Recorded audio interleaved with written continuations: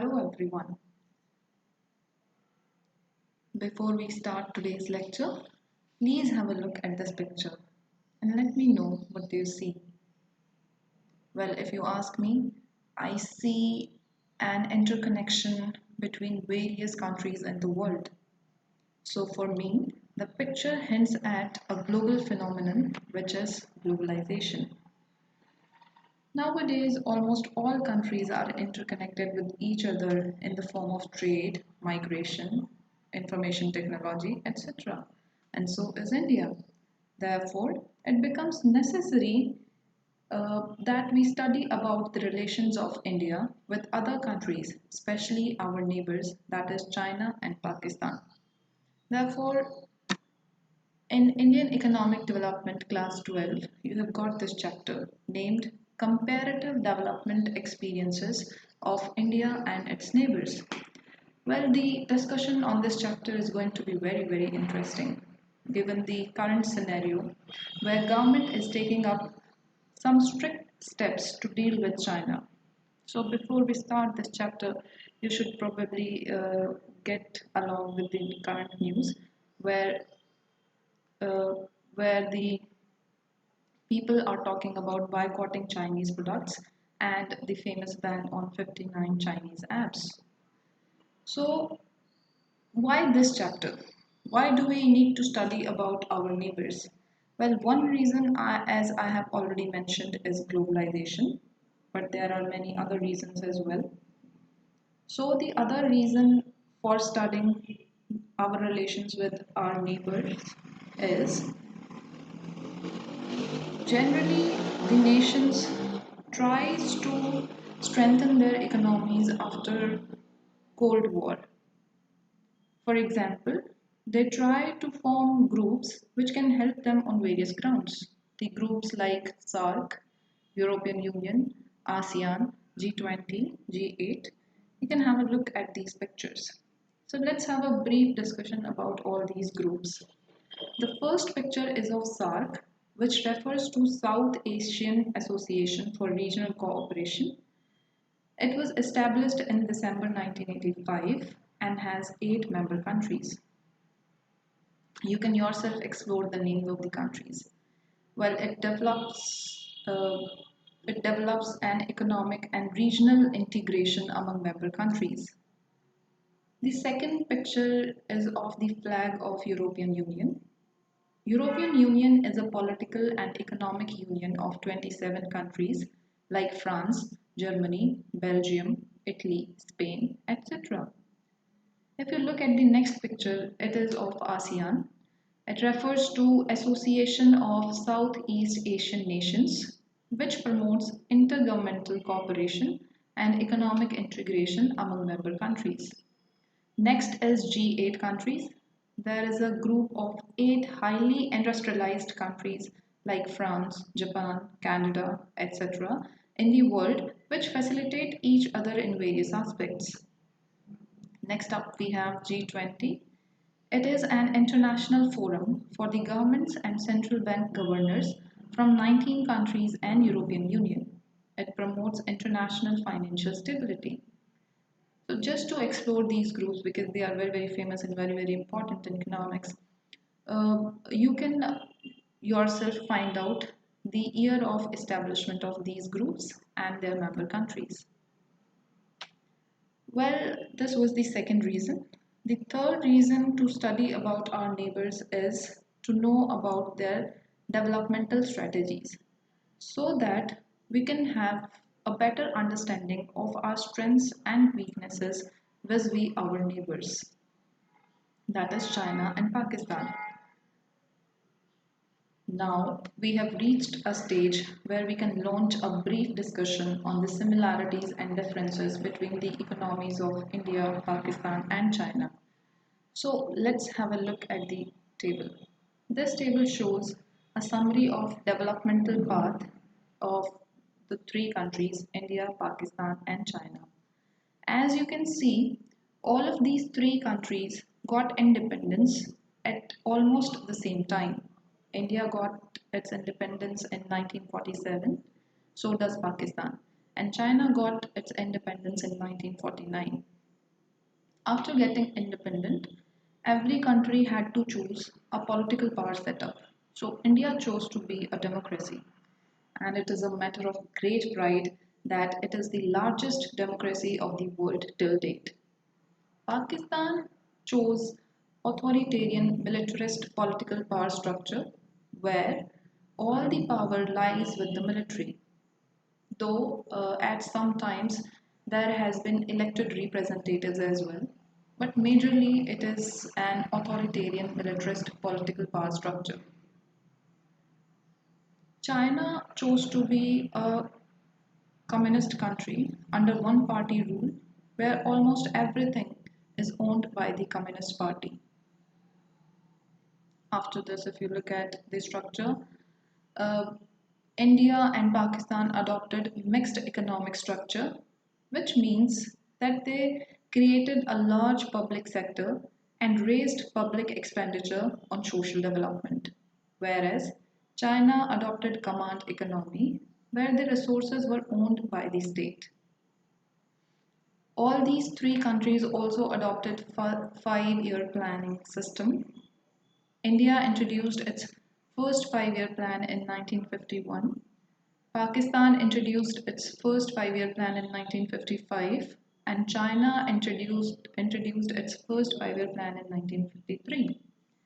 If you look at the current economic planning in all these three countries, you would see that India has already dropped its old planning system. It has replaced its planning commission with Niti Aayog, which was established on January 1, 2015. Now it is engaged in a vision document of 15 years, which starts from 2017-18 and lasts on 2032 and 33. Along with this vision document, there are two more developmental programs. That is a 7-year national development agenda and a 3-year review program. Now, the 7-year national development agenda uh, is initiated from 2017-18 and it will last on 2024-25. Similarly, the 3-year review program started on 2017-18 and will last up to 2019-20. If we talk about Pakistan, Pakistan had its 11th 5-year plan in 2013 and 18. And China, as you can see, is running its 13th 5-year plan, which is ranging from 2016 to 2020. So now we just discussed a summary of developmental path adopted by the three countries, India, Pakistan and China. Now to have a better understanding of all these three countries, we need to elaborately discuss the developmental path or the developmental policies taken up by these three countries. As you know, we already have started about the developmental policies taken up by India. So we are not going to go into the developmental policies adopted by India so far. So we will start the discussion about the developmental policies adopted by China since independence. Before that, I would like you to have a look on this video, please.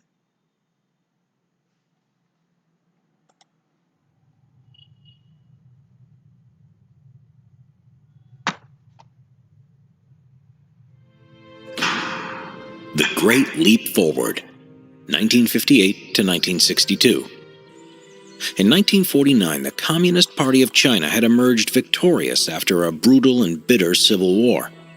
Their leader, Mao Zedong, set about radically transforming China, which, despite being a vast and highly populated country, was politically weak, very traditional, and lacking in industry.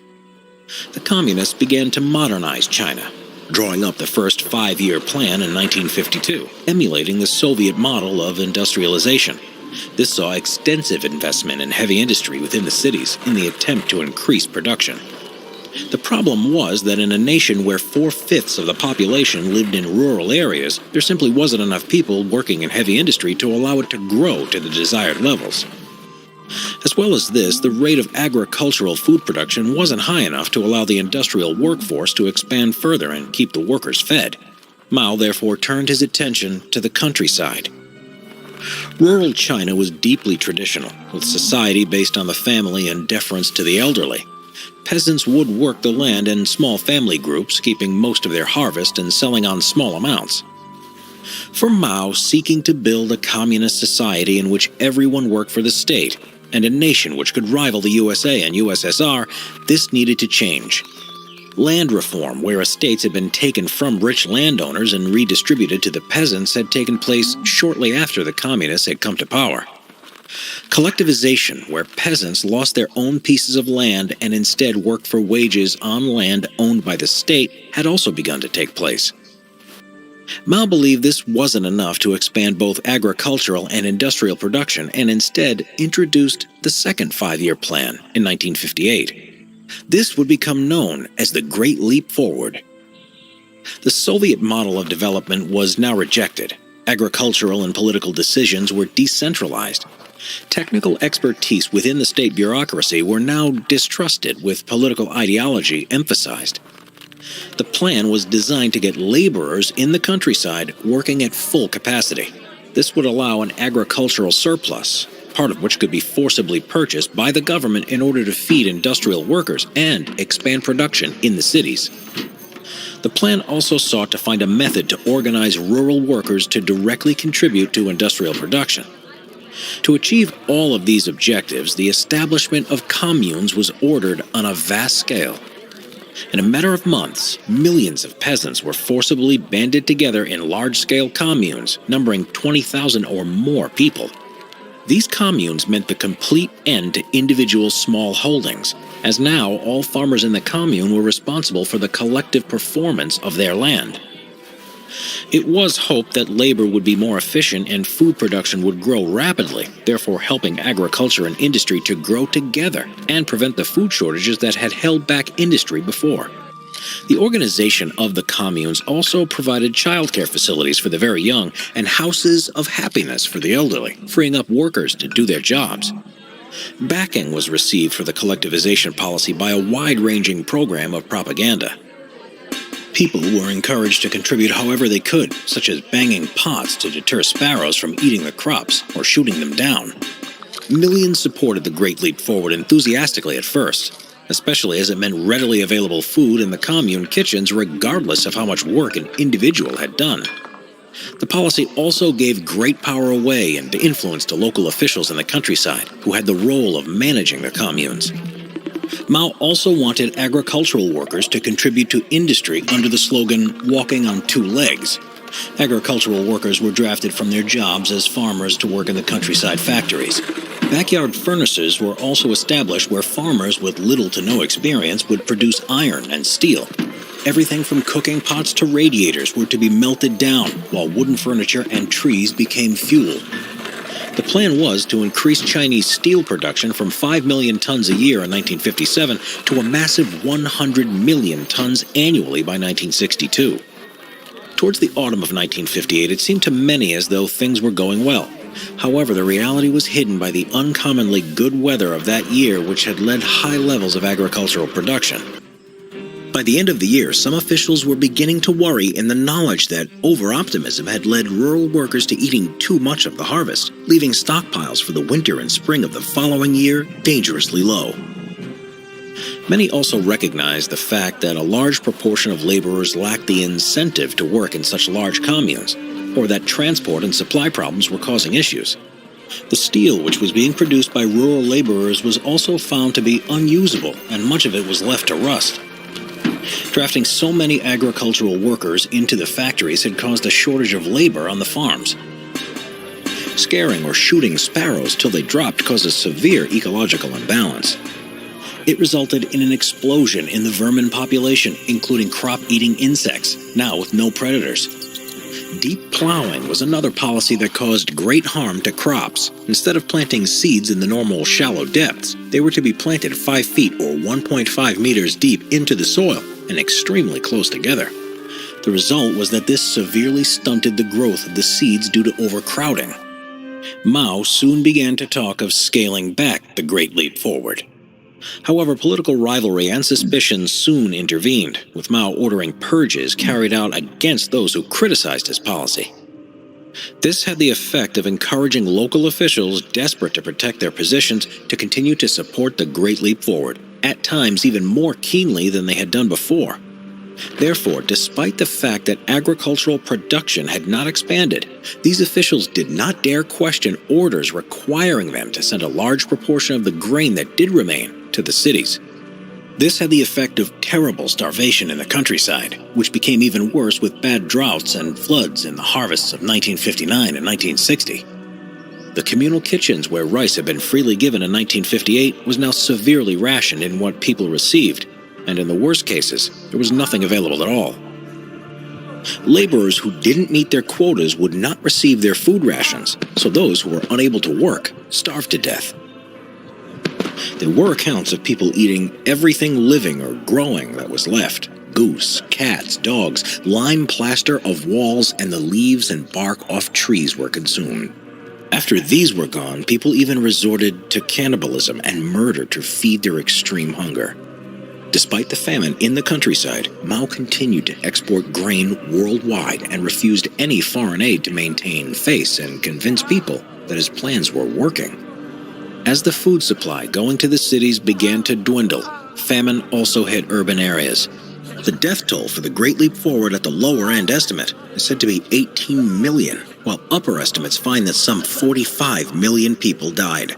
Mao was held responsible for this catastrophe by many people within the Chinese Communist Party. He remained as party chairman, but by 1962, many decisions to do with policy and the economy were taken over by other people.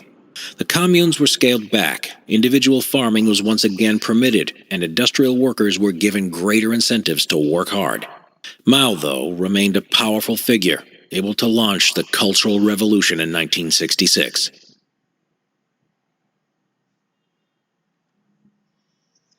Alright, as you saw in the video, after independence, all the critical sectors of the economy, like enterprises, land, owned and operated by individuals, were brought under government control, that is, under the control of Maoist government. So, as you saw in the video, Mao tried to reach economic heights of that time and therefore introduced Great Leap Forward in 1958 so that China could be industrialized at a massive scale. People were encouraged to set up industries in their backyards, but it was not enough. Industries require both raw material and labor, which was not available in cities. So he moved to rural China and introduced commune system where people collectively cultivated land so that output can be increased. Also, the farm labor could also be used as industrial labor. Initially, the output data was misrepresented. It was shown that the farm output is increasing, but it was not. So, it led to a widespread famine in China during the period 1959 to 61, killing about 30 million people in China. As a result, Great Leap Forward failed drastically. Also, when Russia had conflicts with China, it withdrew its professionals who had earlier been sent to China to help in the industrialization process. The other important revolution was the Great Proletarian Cultural Revolution, which started in 1966. Please have a look at the video.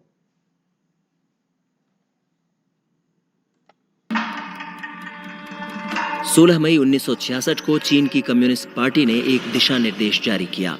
एक राजनीतिक अभियान के तौर पर एक दशक लंबी सांस्कृतिक क्रांति की शुरुआत हुई। इसके तहत सरकार, शिक्षा और मीडिया में पूंजीवादी प्रभावों और बुर्जुआ सोच के खात्मे की मांग की गई। क्रांति के केंद्र में एक अहम शख्सियत के तौर पर उभरे माओ। लिटिल रेड बुक में लिखी गई माओ की कई बातें पढ़ना सबके लिए जरूरी हो गया। देश भर में रेड गार्ड्स नाम से एक युवा संगठन उभरा, जिसका काम था माओ की शिक्षा फैलाना। रेड गार्ड्स ने देश भर में घूमकर सांस्कृतिक विरासत को नष्ट किया।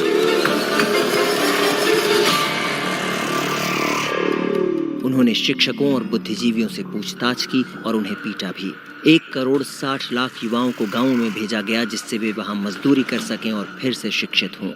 दसियों हजार अधिकारियों पर देशद्रोही होने का आरोप लगा। राष्ट्रपति लियू शाओची को पार्टी से निकाल दिया गया और अकेलेपन में उनकी मौत हुई। माओ के उत्तराधिकारी के तौर पर घोषित मार्शल लिन ब्याओ देश छोड़कर भागे, मगर एक विमान दुर्घटना में उनकी मौत हो गई। माओ की पत्नी जियांग चिंग और उनके नजदीकी लोगों ने एक गुट बनाया जिसे लोगों ने गैंग ऑफ 4 के नाम से जाना। उन्होंने पार्टी में ही मौजूद उदारवादी लोगों के विरुद्ध अपना वामपंथी एजेंडा आगे बढ़ाया। सितंबर 1976 में माओ त्से-तुंग की मौत हो गई। इसके बाद गैंग ऑफ 4 गिरफ्तार हो गए तथा देश पर कब्जे की उनकी योजना रोक दी गई। इस तरह सांस्कृतिक क्रांति का अंत हुआ।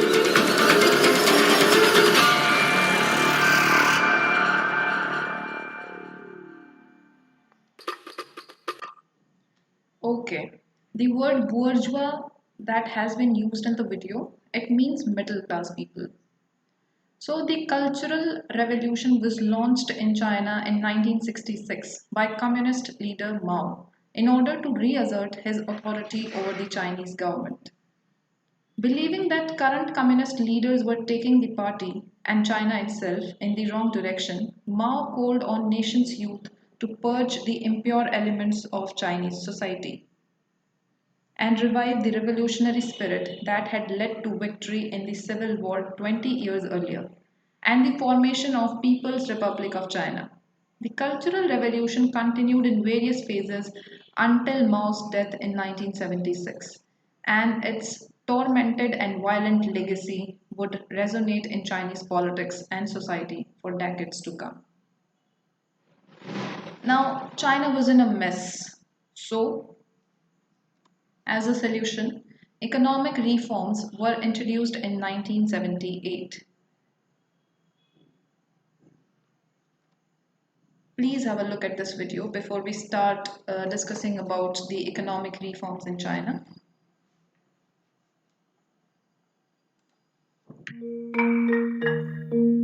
In 1978, Deng Xiaoping, China's paramount leader, had an idea.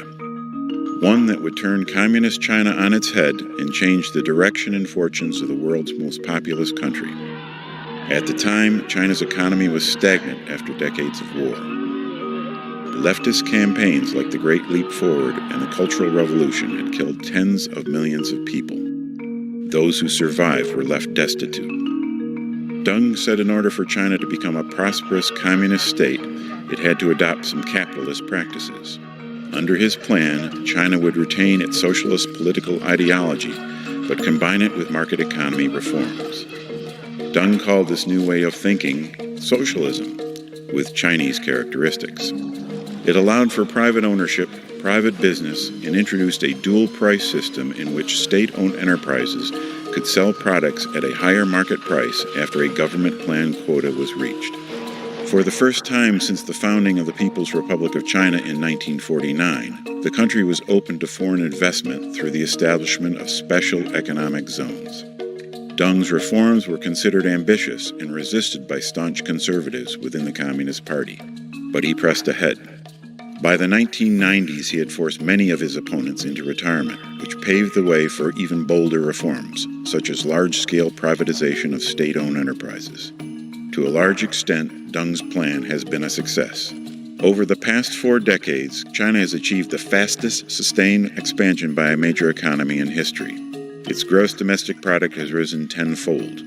Now widely seen as an engine of growth, it is home to the world's second biggest economy, and China has lifted more than 800 million people out of poverty. But this rapid development has come with consequences. China is known as one of the world's worst polluters. Rapid urbanization has also swallowed up more than 1 million villages. One report said that 920,000 villages vanished in the past 15 years alone. And China also has broad income inequality.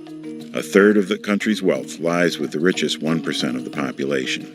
And some 30 million people, mostly in rural areas, live in poverty. Decades of reform and opening up have dramatically transformed China. But after 40 years, it remains a developing country facing a future with many political, economic, and social issues to tackle.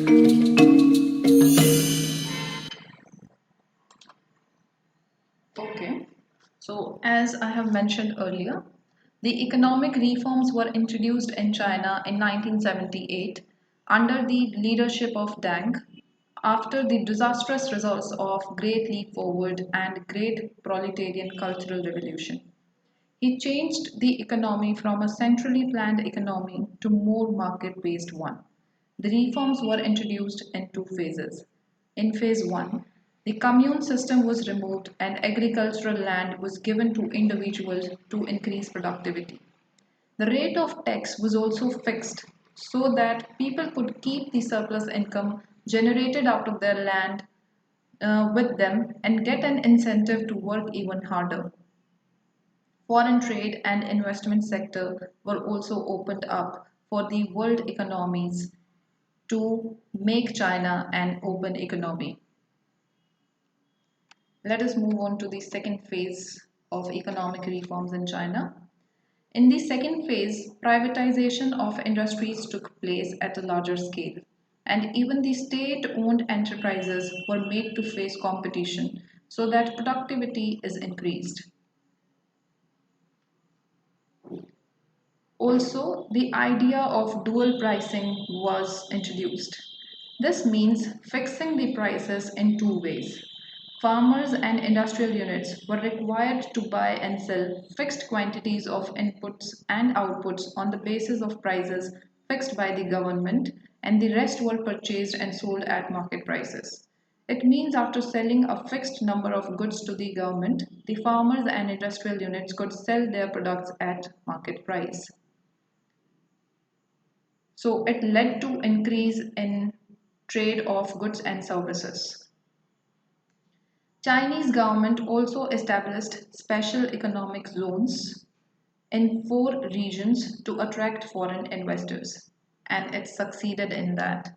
Therefore, as has been mentioned in the video, China is the home to second highest GDP. Now, after China, let us move on to the historical path of developmental policies of Pakistan. So, if you start looking at the developmental policies adopted by Pakistan, you would notice that there are many similarities between the economic policies adopted by India and Pakistan. First of all, they both follow the mixed economic model, where a large public sector is created and public expenditure on social development is raised. Just like uh, the import substitution policy was introduced in India, import substitution based industrialization was introduced in Pakistan. This policy combined tariff protection for manufacturing of consumer goods together with direct import controls on competing imports. Then, just like India, please try and connect the developmental policies adopted by India and Pakistan as we move on. So, the introduction of Green Revolution in 1960s led to mechanization and increase in public investment in infrastructure in select areas, which finally led to a rise in the production of food grains. This changed the agrarian structure dramatically. In 1970s, under the leadership of Bhutto, nationalization of capital goods industries started, followed by other sectors like banks, etc. Initially, Bhutto's policies proved to be very fruitful, and it took the growth rate to approximately 7%. But after some years, it started going down, and it gave us an average of 4% only. Later on, in the late 1970s and 80s, denationalization started taking place and private sector was encouraged. During this period, Pakistan also received financial support from Western nations like USA and remittances from continuously increasing outflow of immigrants to the Middle East. This helped the country in stimulating economic growth. The then government also offered incentives to the private sector. All this created a conducive climate for new investments. In 1988, reforms were initiated in the country, which are majorly related with liberalization and privatization. So, in today's lecture, we discussed why we need to study about the neighbor countries of India, that is Pakistan and China. We also discussed in brief the developmental paths adopted by these three countries, that is India, China, and Pakistan. And then, because we have already studied the developmental policies adopted by India since independence, we moved on to the developmental policies adopted by China after independence. And we saw that after economic reforms, China grew at a much faster rate. Then after that we moved on to the developmental policies taken up by Pakistan, which are very similar to the developmental policies taken up by India. But there's a huge difference between their GDP growth rates. So basically this is it for today's lecture. I have got an assignment for you in the next slide. You need to answer these questions. Let me read these questions for you. Question number 1 is asking, why are regional and economic groupings formed? The second question is, what are the various means by which countries are trying to strengthen their own domestic economies? Question number 3 is, what similar developmental strategies have India and Pakistan followed for their respective developmental paths? You'll find these answers within the slides only. I have covered all these answers. So, for example, the answer of question number 3 lies in the table of developmental path followed by these three countries. Question number 4 is explain the Great Leap Forward campaign of China as initiated in 1958. And question number 5 is China's rapid industrial growth can be traced back to its reforms in 1978. Do you agree? Elucidate. Question number 6 is describe the path of developmental initiatives taken by Pakistan for its economic development. So this is all. If you have any doubts, you can always write to me in the comment section. Thank you very much. Have a nice day.